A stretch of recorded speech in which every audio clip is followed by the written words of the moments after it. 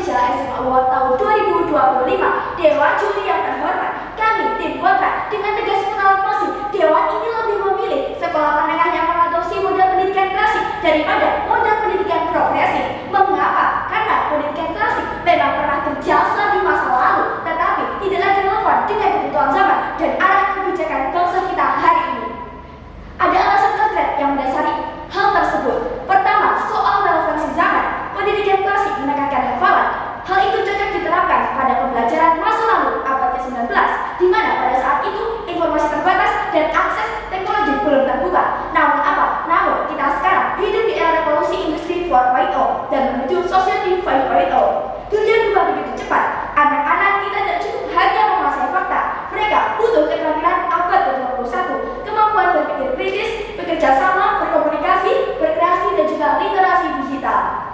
Pendidikan progresif menyediakan ruang itu dengan project-based learning, diskusi, dan pembelajaran berbasis masalah nyata. Siswa belajar bukan sekedar menghafal, tetapi memaknai dan menerapkan pengetahuan.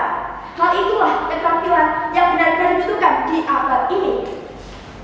Kedua, selaras dengan kebijakan pemerintah Indonesia melalui kurikulum Merdeka dan program P5 jelas menekankan fleksibilitas, kreativitas, serta pembelajaran yang berpusat pada siswa. Kurikulum Merdeka mendorong guru menyesuaikan metode dengan kebutuhan dan minat peserta didik. Pemerintah juga mendorong pembelajaran berbasis proyek lintas disiplin, misalnya proyek lingkungan kesehatan dan juga kewirausahaan. Kalau kita kembali ke model klasik, berarti kita justru melawan arus kebijakan nasional. Bukankah ironis jika sekolah menengah kita mundur ke belakang, sementara pemerintah sedang berusaha keras majukan sistem pendidikan yang modern, inklusif, dan juga sesuai dengan zaman? Ketiga, pendidikan progresif lebih adil dan mengurangi kesenjangan. Model klasik cenderung seragam dan hanya menilai kemampuan melalui ujian.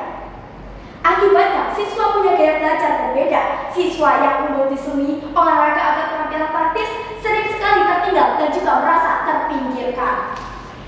Sebaliknya, pendidikan progresif justru menekankan differentiated learning atau pembelajaran berdiferensiasi. Guru diberikan kebebasan untuk menyesuaikan cara mengajar sesuai dengan kebutuhan siswa. Hal ini sangat penting di Indonesia, negara kepulauan dengan keragaman budaya, sosial, dan ekonomi yang luar biasa. Pendidikan progresif menghargai perbedaan itu dan memberi ruang bagi semua anak untuk tumbuh sesuai dengan potensinya. Keempat, menjawab tantangan dunia kerja. Data BPS menunjukkan angka pengangguran lulusan SMA masih cukup tinggi. Salah satu sebabnya adalah minim keterampilan praktis yang relevan dengan kebutuhan industri.